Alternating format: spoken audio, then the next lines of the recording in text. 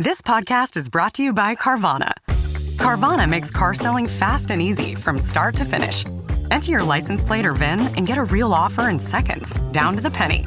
If you accept, Carvana will come pick up your car from your driveway. Or you can drop it off at one of our car vending machines. Either way, you get paid instantly. It's fast, transparent, and 100% online. Car selling that saves your time. That's Carvana. Carvana. Pickup fees may apply. Hey friends, this is Audie Cornish, host of CNN This Morning and The Assignment, and guess what? Every story you care about, every angle you want unpacked is now streaming on CNN. That means you can catch my show or other CNN programming whenever you want on your favorite device. And a subscription also gets you access to exclusive video series and unlimited articles. So subscribe to CNN at cnn.com/subscription. BTW FYI. Visit Nexplanon.com RN to learn about Nexplanon. It's an adjustable implant, 68 milligrams radio pain. Or ask your HCP IRL. Okay, TTYL.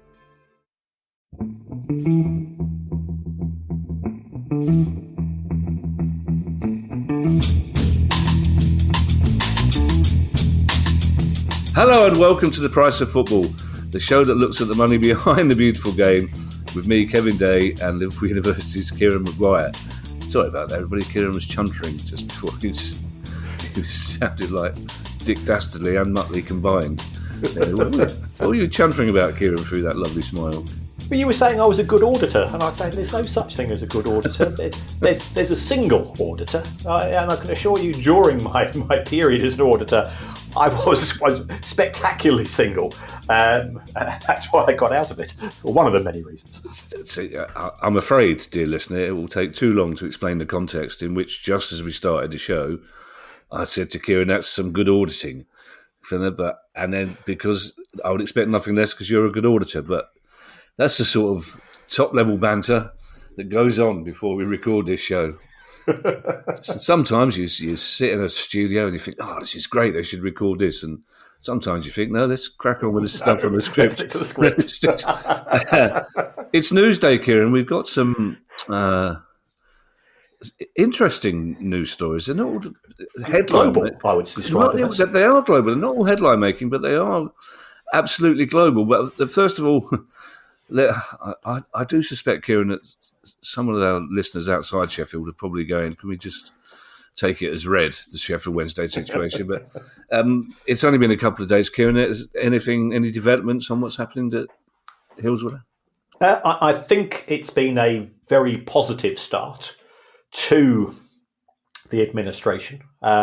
You've Chris, who is one of the three administrators, partners. He's been very good, very public facing.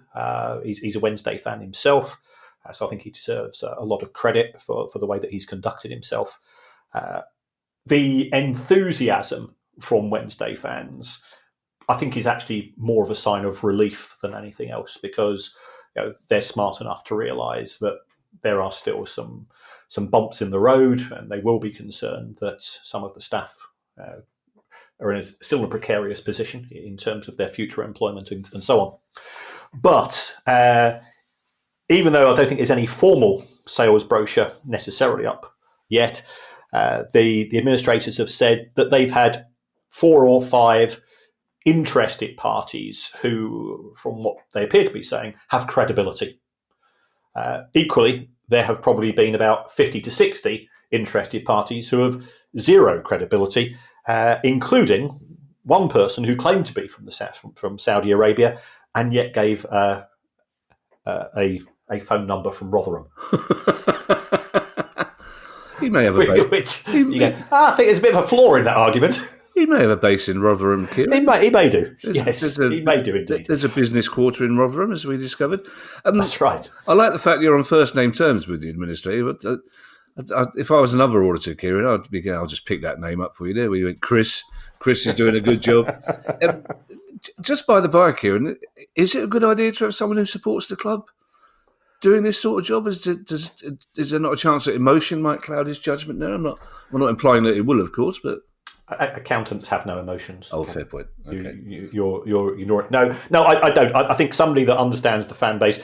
I think if you take a look at the PR that the club have generated over the past 4 or 5 days, having somebody that understands the culture of the fan base, removing the word Chancery from the seats. There's been some very funny things which have gone up on the electronic scoreboard, which shows that sort of the gallows humour that we have, that lugubrious nature of being football fans is there, and that's gone down well. For the match next week at home to Norwich City, they've reduced ticket prices because they want to have a full house, trying to get people on board, trying to get the cash flows going. And I think that is the critical thing. They've been very successful in generating cash.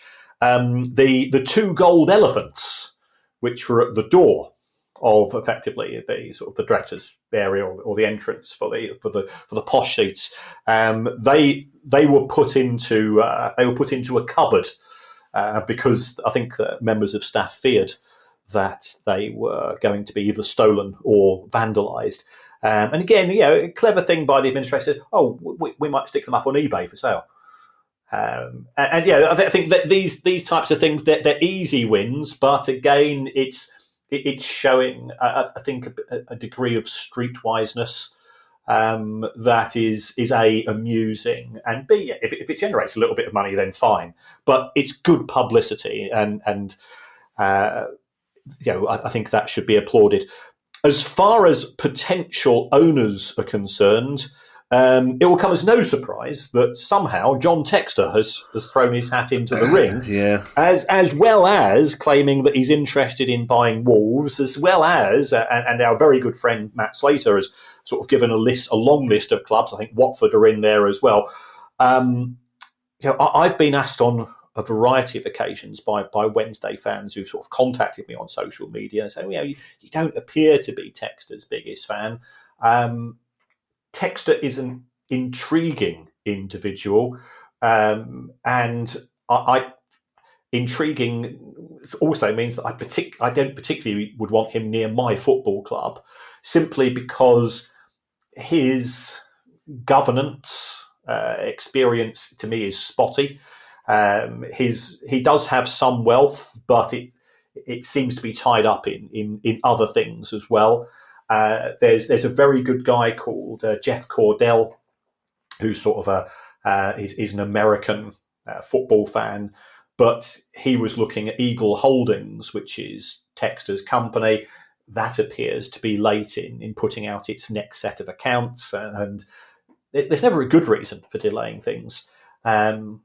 People will say, well, hold on, he got £180 million from selling his shares to Woody Johnson, who in terms of keeping a low profile, is keeping a very low profile since buying his, the biggest share in Crystal Palace. And they say, well, what? He's got that money to play with. But no, he's not, because he's had to go and pay off debts elsewhere. So his name has been mentioned. Mike Ashley's name's been mentioned. I will say what I've said about Mike Ashley before, and we've had this discussion as well.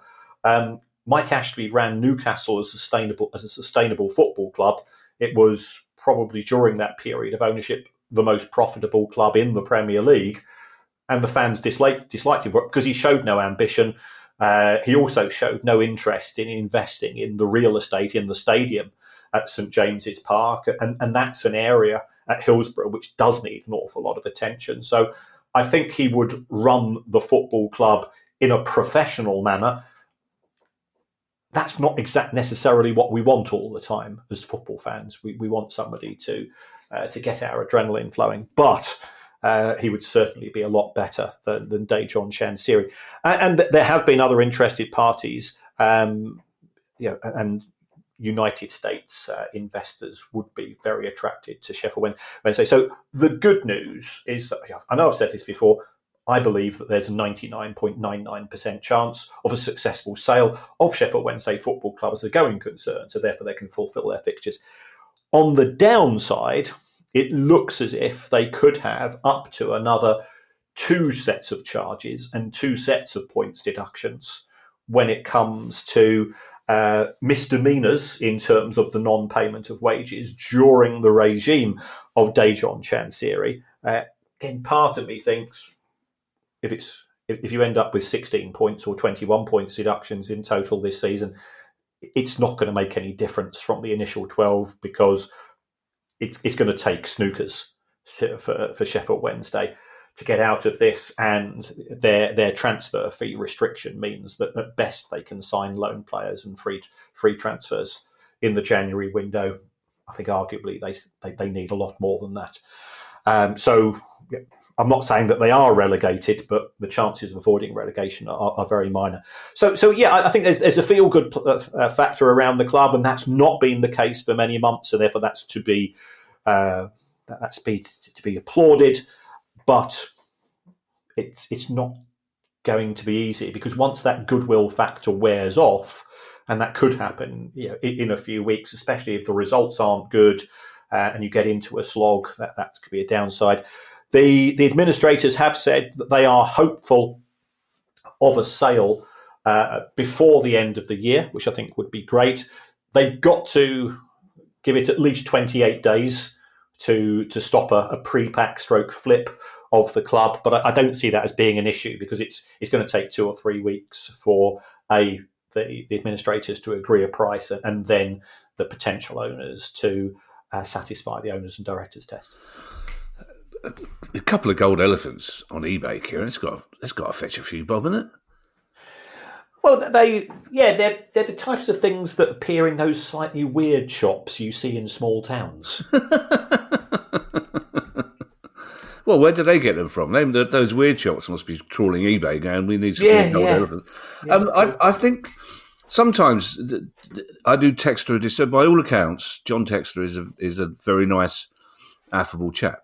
Yes. And I suspect that if John Texter only owned one football club, and that was Sheffield Wednesday, he'd do a very good job. But there's, as you said, there's too much background noise about him constantly. He seems to be in a permanent state of warfare with Eagle Holdings. There's always something going on. And the trouble is, he's obsessed with having a multi-club organisation across the world. So he would want Sheffield Wednesday as part of his MCO. That would be the issue. Well, I genuinely think if he was to buy Sheffield Wednesday and that was his only club, he'd be a decent owner. Two things, Kieran. Obviously, the new owners will be fully aware that there are possible further EFL sanctions coming up. And secondly, I'm interested in this idea that they've reduced ticket prices in the hope of getting more people in, because is that within their remit? Surely they have to. If anything, you'd think that's counterintuitive, reducing ticket prices. Aren't they on bound to get as much money as they can? Or are they assuming that they will reduce the ticket prices and that will put 10,000 on the gate and therefore bring more money in? Well, in terms of the sanctions, I think anybody who is buying Sheffield Wednesday Football Club is pricing it as a League One club for next season. Okay. Oh, right. So okay. I don't think that would make any difference. As far as ticket prices are concerned, one of the remits of an administrator is to try to run the business as profitable as possible, because if you manage to do that, that's going to assist your main obligation, which is to look after the interests of the unsecured creditors, to make sure that the creditors get as much money as possible. If they kept the current prices, and this match against Norwich, if there's 5,000 empty seats charging at the Chansiri prices, then it could be argued that things aren't quite working out. But we have this concept in economics which is called price elasticity of demand. And it effectively says if you increase prices by 10%, how much are sales going to go down by? Now, if they go down by 2%, you end up with more cash. If they go down by 20%, you end up worse off. And it's exactly the same as we had this discussion as far as the world of entertainment is concerned. Finding that sweet spot when it comes to pricing is difficult. It is as much art as science. I think, again, applaud the administrators. What they are trying to do is that they're trying to show in these initial decisions, we are not J. John Chansiri. So therefore, by going in and charging lower prices, this is a way to win over the fans. And if it generates some more seats, then that's absolutely great. They're charging up to £700 an hour for their own services. So, they're not a charity. They do have a professional obligation. And I think that they've got everything right to date and deserve a lot of credit for that. It makes more sense if you say Chancery prices. That makes more sense if you're reducing the Chancery prices.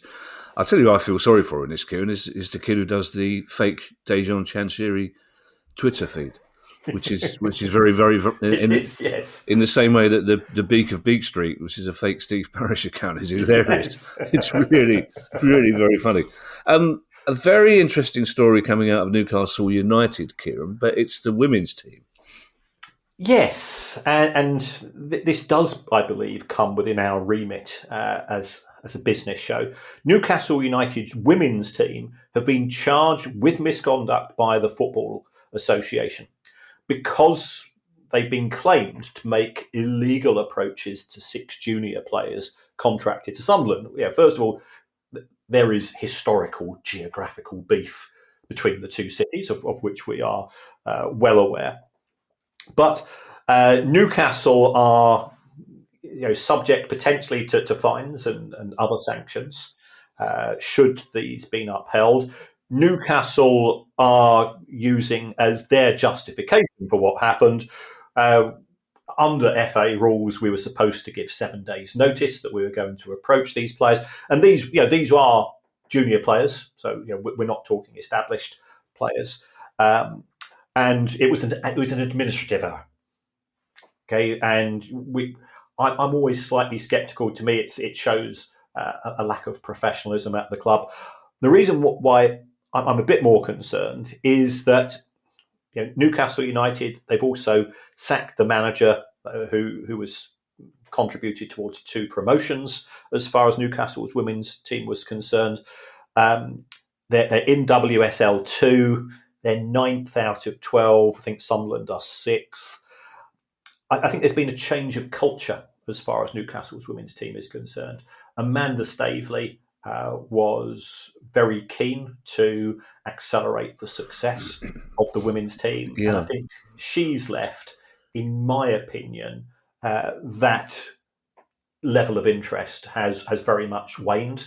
And as a consequence, I think those, me included, who thought that Newcastle would A, get into WSL, Premier League in effect, and B, potentially be a challenger, those views have very much disappeared. Trying to work out the motivations of the owners towards the women's team are uncertain. I think you could claim an administrative error for one illegal approach. For 6, that's a fair old bit of oversight. You're absolutely right, Kieran. I remember talking at the time that we thought the women's team might be the first beneficiaries of the huge investment before the men's team, but it does seem to have stalled a little bit. We probably talk more about the FA of Ireland, Kieran, than we do about any other national FA, certainly in the early years of this pod, and here's a sad story coming out of Dublin. That's right. The FAI went through a really tough time under the former chair, John Delaney. Colourful is one way of describing him. I know some other ways of describing him, which probably involve no more than 4 letters. But the finances of the FAI have been really tough since Delaney left. It was sort of champagne lifestyle on an Aldi budget, and that's not criticising Aldi, especially as the Baroness is very, very fond of Aldi champagne. She tells me is absolutely fantastic. So I'm not in a position to go. So what they're proposing, they've got 42 million euros of debt. They've had to borrow from the Irish government. It looks as if 20% of their staff are potentially going to be made redundant. They did have a voluntary redundancy scheme, but I don't think that's going to manifest itself. This is a byproduct, and we are both of Irish heritage. It's a byproduct of the national team being a bit bobbins, because the financial benefits of qualifying for the Euros and qualifying for the World Cup can make a significant difference. The wage bill is 16 million euro, and that's going to have to be cut through getting these people. So this does show that footballing issues do have an impact upon the non-footballing side of the club. And we were in Belfast only last week, a couple of weeks ago, and we've seen the impact that a good result for the national team or the women's national team will have, A, upon the feel-good factor, but B, the financial consequences can be very significant. 20% of the workforce, Kieran. I mean, that's a substantial amount, isn't it? That's they're looking to make a huge saving. I presume they look first to voluntary redundancies today, and then. Yes. So they did start a voluntary redundancy scheme in I think it was August. But it looks as if now things have to go a stage further. Right, okay. Sorry about the cough halfway through there, everybody. I was trying to stifle a laugh. And it ended up coming out as a... I just had this image of the Baroness furtively steaming off the Aldi label from the bottle of champagne, gluing on a Waitrose one when the visitors came round. Just got this idea of her in a possibly fur coat, sneaking around Aldi, buying...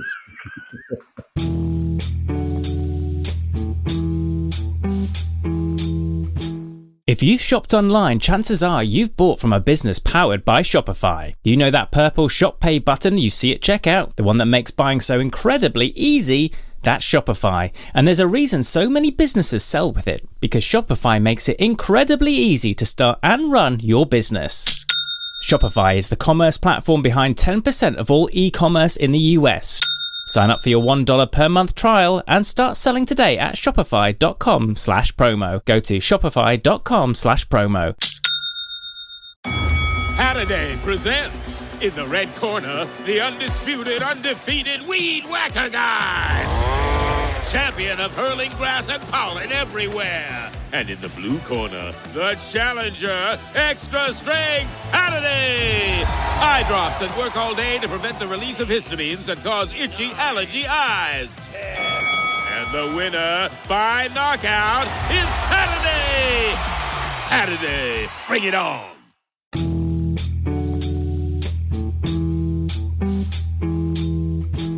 United, Kieran, as we know, they like a moan, Man United, and they've been moaning to the Premier League. They have, and there is validity in their moan. I think Manchester United are going to end up with something like one home match on a weekend, and by weekend, I classify that as Saturday on Sunday, in 50 days, which is harsh. And part of the reason for that is that Manchester United are being chosen by the broadcasters for Friday and Monday night matches. Now, the Premier League and the broadcasters, as we know, have a much expanded palette of games which are going to be broadcast live. Let's face it, you've only got to put on Sky Sports for 10 minutes to be reminded of that. There's an extra 100 matches. And to a certain extent, the Premier League is a wee bit boxed in, because we have 9 Premier League clubs who are participating in European competition. None of those 9 are Manchester United. So therefore, if you do have Friday night fixtures, it means that the clubs who are playing in Europe on a Wednesday or a Thursday night, so Palace couldn't play on a Friday night, for example. If you've got clubs that are in the Champions League that are playing on a Tuesday or Wednesday, well, they can't play on the Monday as well, because you've got to give them at least 48 hours in between matches. So therefore, you're looking at a relatively small number of clubs, and I'm not being rude to clubs that are not in Europe, mainly because Brighton are one of them. Palace are not. Let's be honest. But if I was a broadcaster and I said, well, what have we got? We've got Burnley, Sunderland, Leeds. Leeds would perhaps be Brighton, no, Wolves, no. You can go, oh, Manchester United are available, and Manchester United deliver eyeballs. So, as a consequence of this, that they are being chosen for these matches, the club have said, what about the fans?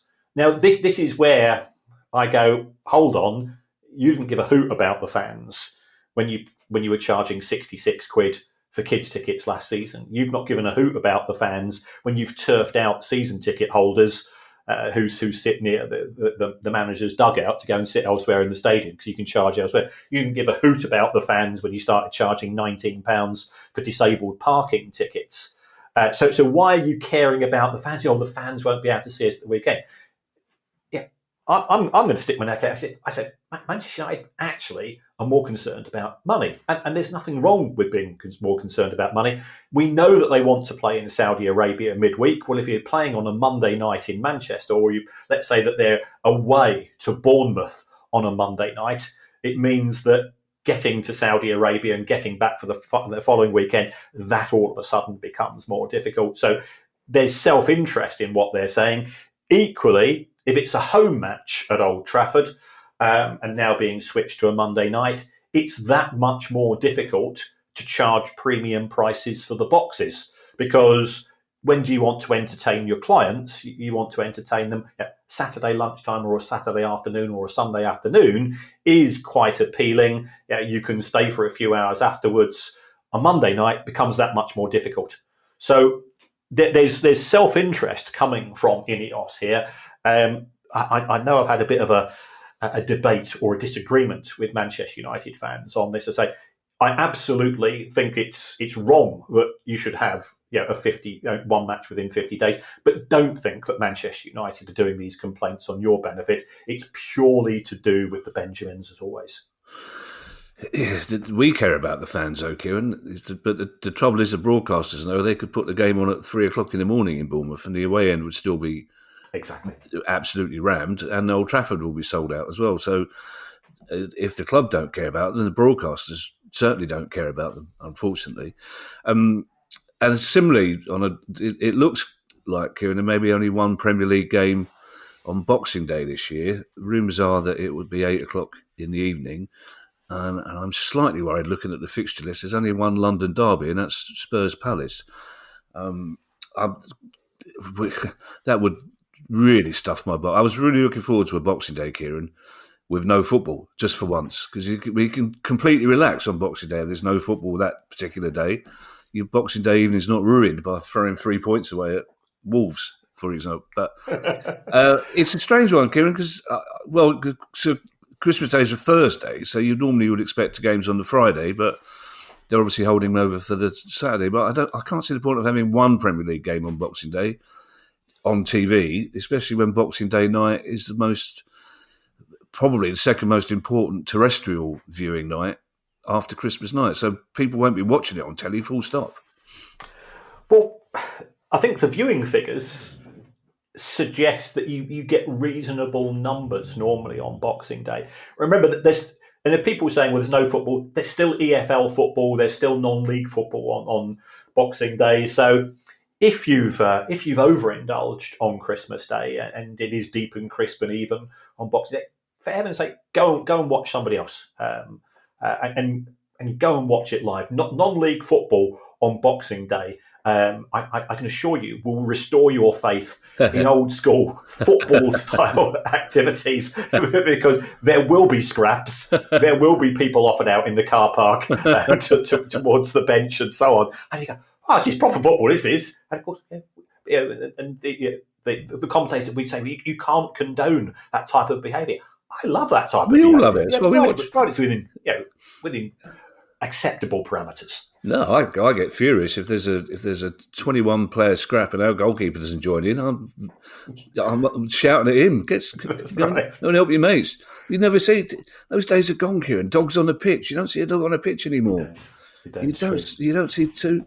I want to see Billy Bremner and Kevin Keegan just punch each other full in the face while the referee looks on and decides after about 5 minutes to step in and stop it. So yes, there is only one Premier League game on Boxing Day. Again, the Premier League is hostage to the contract that it signed with the broadcasters, and that contract said that there had to be a minimum amount of matches which are broadcast over the weekend. So therefore, we've got the 27th and the 28th of December as being weekend days, and therefore the Premier League has to make sure that it creates sufficient slots for those days. I think they probably could have had 2 or 3 on Boxing Day, because that would allow one at midday, one at 3 o'clock, and one at 6 o'clock. But if it's going to be 8 p.m, there's more important things than football Christmas. Well, also, it can't get there. I mean, it's only 15 miles from my house to Tottenham, but it's bad enough to get in there public transport-wise on a normal day, let alone Boxing night. I can see you on one of those e-scooters, Kevin. You've got a very good imagination then, because you won't see me on one of them in real life. It may not surprise you to know I'm a Ginham. I don't really. Also, I can't drive. I'm not very good on anything with an engine, basically, right, or whatever it is they have. And also, there's too many stories about them spontaneously combusting for my liking. I don't want that happening when I'm halfway up. When I'm coming back from Oldie with me crate of champagne on the back. Don't want that going up in flames. As you said, Kieran, we're quite global this week, and our last 3 stories are from around the world. The first one from Turkey, Kieran, has potentially enormous ramifications. Yes. Turkish football, I think it's fair to say, is fairly combustible. Yeah, volatile. At the best of times. And every single football club is convinced that referees are biased against their club, to such an extent that we saw one club owner smacking a referee in the face last year. And this is the type of violence that we do not approve of, by the way.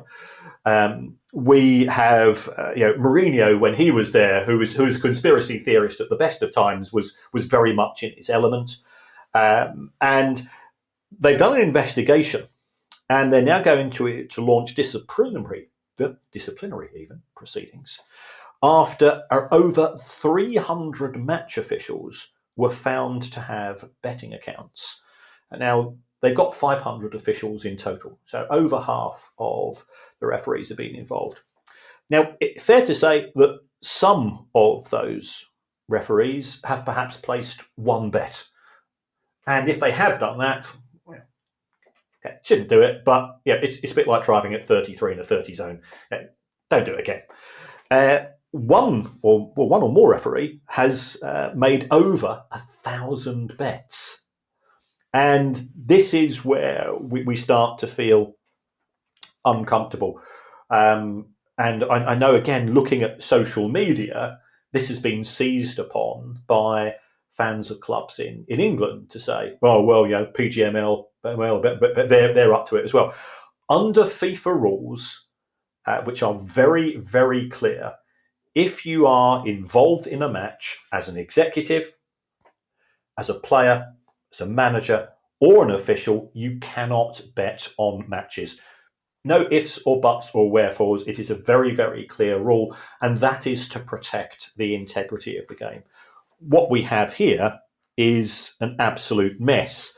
The ironic thing is that the head of Turkish football, I think, involved in the investigation, is somebody who used to be an owner of a football club, and he was once so disappointed, shall we say, with the referee's performance that he locked the referees in their own changing rooms for 4 hours after a match. Now, he said he was doing that to protect them from the fans, but given his comments at the time, there appears to be an inconsistency. So it does appear to be quite a feisty issue that we're seeing at present.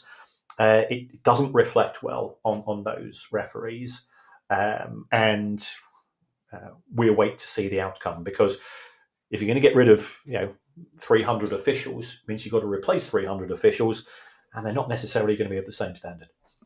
You nearly used a different word to disappointed there, Kieran. I saw you. It began with an F. And it probably would have ended in 2 words, in fact. There's 2 things off the back of this. If I were in charge of the PGMOL, for example, and I feel I should be, I think I could only improve things. I'd make it a rule simple as that you can't have a bet. You simply can't have a betting account if you're a referee or match official. Full stop. Because that you may well have one innocent bet, but you're also going to know the match officials involved in that game that you're gambling on. So I just think it's much easier if you say no betting account, and if you're found to have one, then you're sacked. It's as simple as that. The other thing is, Kieran, this will have far-reaching implications outside Turkey, because there will be many clubs who have had Turkish referees in European games. And thank you for reminding me, Kieran, by the way, that Brighton are not in Europe, because I wasn't going to mention that at the gig we've got coming up. So I might write that down. But there will be many games in Europe where the clubs have gone, well, that Turkish referee made some strange decisions. And this is going to be grist to the conspiratorial theorists across Europe as well, isn't it? It is. Referees aren't allowed to have gambling accounts. Right. So that is part of... Okay. And that's a global decision, right, but it certainly would be enforced at a UK level. PGMOL would make it very clear to their members this was something which they will be reinforcing, I'm certain of. And yes, I think you raise a valid point. If they've been betting on domestic matches, have they been doing on non-domestic matches? It taints the whole profession. Yeah, and you are guilty by association in the eyes of many. Yeah. Our penultimate story, Kieran, our next global story, takes us to Italy, and it's a kind of almost 1970s style story. This one, Kieran. Yes, I expect to have music in the background to this, and we know the type of music for anybody that's ever seen The Godfather. Serie B club Juve Stabia, which is about 30 miles from Naples, and Naples is one of the core parts of the Camorra, the Italian mafiosa. They've been placed under judicial administration because there's been allegations of mafia infiltration. Now, it has to be stressed that having been through quite a few articles, there's been no allegations that the playing side of the football club has been involved with the mafia. But ticketing, catering, cleaning, healthcare, even travel to and from matches have been apparently linked to organised crime. The comment was the players play, the Camorra do the rest as far as the club is concerned. Have they been charging inflated prices? Has this been an opportunity for money laundering? Possibly. We will have to wait to see the outcome. This club, Juve Stabia, they are owned by a company called Brera Holdings, which are based in Ireland. That's Finley leaving the room. Clearly uncertain that I might be talking snitch talk here. We know how setters hate a snitch, Kieran. Oh, setters hate a snitch, absolutely. Breed famous for their hating of snitches. And they've just been to the market and raised $300 million.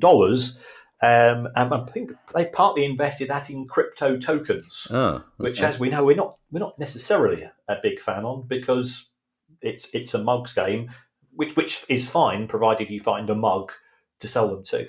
So they are, by all accounts, they're not answering the phone. There's a very good summary of this in The Athletic. So if people are interested in this in more detail, I'd urge them to go there.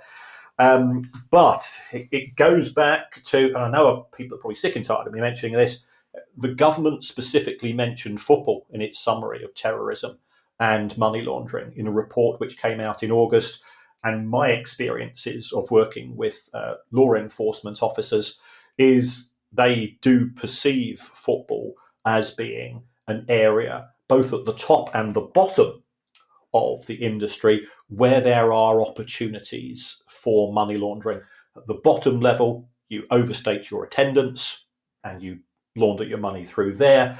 at the top level, you sign players from country, and I'll say it, you sign players from those continents where they might be famous for their exports of football players, but they're also famous for exports of stuff which the drug industry would be interested in.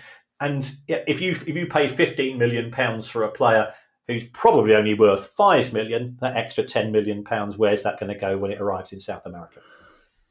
I knew you would end up saying South America at the end. You tried to. I was about to say you tried to be so circumspect and not say so. There's only so many continents. I think most of our listeners would have been happily. He's not talking Aussie, is he? No, he would have worked out what you were talking about. It would have been much easier to say South America at the start. Yes. I'm glad to hear that Juve Stabia are not answering the phone, because I wouldn't like to be the journalist who had to phone him up. Just say any truth in this mafia stuff, lads. Australia is our last destination, Kieran, by coincidence. We have, in the past few weeks, been talking about the A-League in Australia too many times for comfort. And here's a phrase. I have to say I did a double take when I saw the particular word in this story, Kieran. And then I have to say I grinned, because it's a funny word and it sums up funny images, but it's not funny for Western United FC. No, they have been put into hibernation in the sense that they're going to sit out the 25-26 season as far as their participation in the A-League is concerned. And their players and staff have been urged to seek alternative employment. And as soon as I saw those words, I immediately thought of Jake Burns. Terrible material by Stiff Little Fingers, of course. But yeah, it's actually quite a worrying story, in the sense that the parent club has gone into liquidation. There has been talk about a winding up order. It looks as if Western United FC don't have the resources to play matches this season. So they've tried to put themselves in some form of hibernation to allow themselves, to give them time to come out of this. My concern, and this is sort of a broader issue when it comes to Australian clubs in the A-League, is that it's a sport which is struggling for space as far as the attention of fans is concerned. If you support a football club, the chances are you support a European football club. Aussie rules and rugby are the dominant sports as far as the country is concerned. And Australia, big country in terms of landmass, very big country in terms of population. So trying to make progress there, and they've got made progress in World Cups historically. We're aware of that. Is going to be tough for them, and I think this is indicative of a much broader malaise as far as the state of Australian football is concerned. Certainly, the messages we get from we've got some of our club members who are Aussies is that it's a tough league to make success in.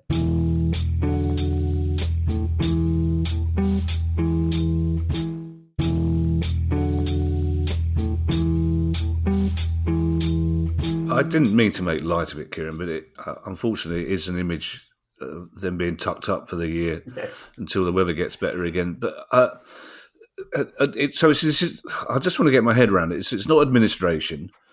It's not liquidation as such, although the parent company might be in liquidation. Is this idea of hibernation a standard insolvency technique, or is this something they're desperately trying? So basically they're saying to the staff and the employees and the players, find something else to do and hopefully we can regroup this time next year. That's right. Yeah, I've not seen it before. I've seen clubs being suspended by the league for a misdemeanor for a season, but not the club itself effectively suspending itself. It's hard to see, though, Kieran, how it would work. I'm sorry, even for a koala bear of small brain like myself, because they're not going to be getting any income for the next year, are they? So I don't generally see how this actually helps. It just delays it, surely. Yeah, and presumably there's to be some form of relegation applied. So that means they're going to come back from a weak position. I guess from their point of view, their cost base goes down as well. And if wages were a very significant proportion of revenue, then you're guessing you're in a zero-sum game. But yeah, it doesn't look good, and I think it is very worrying.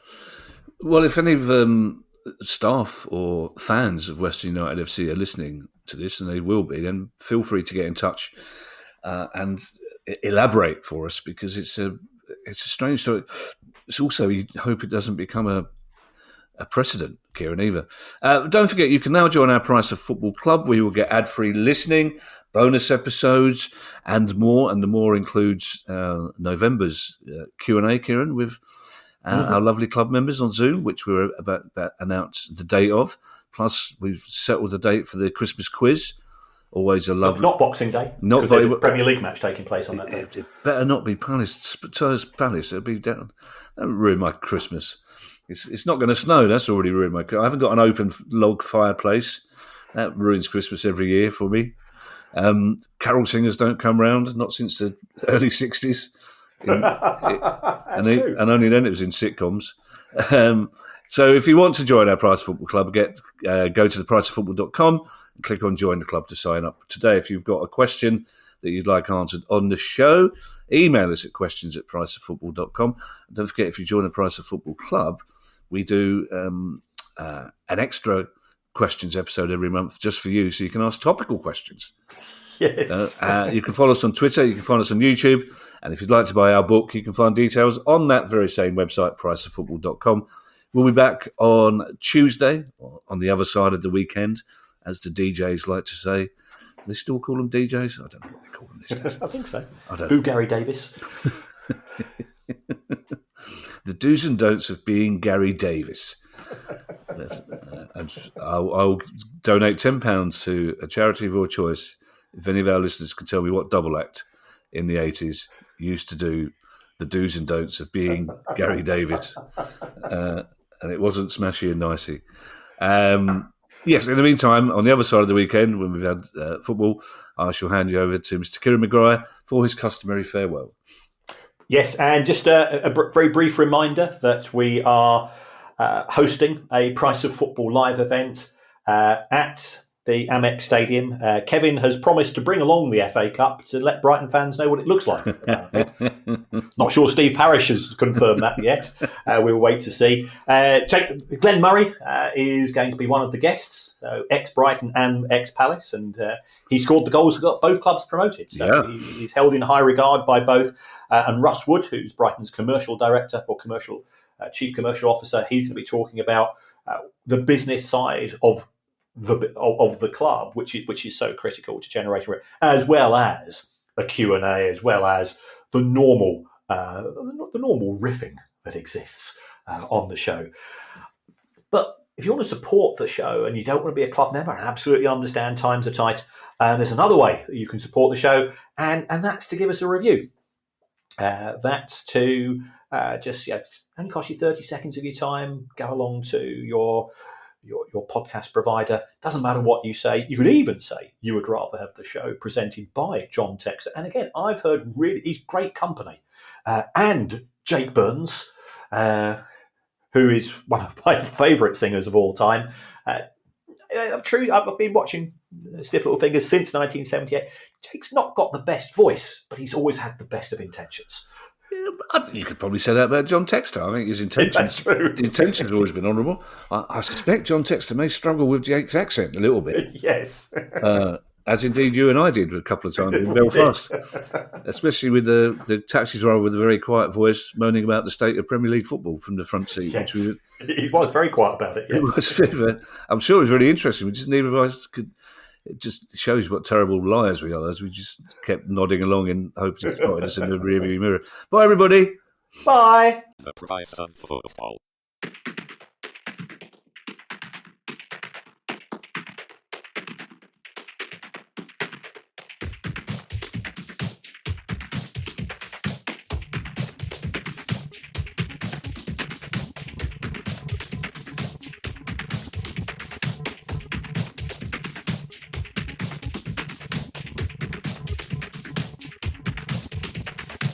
price of football.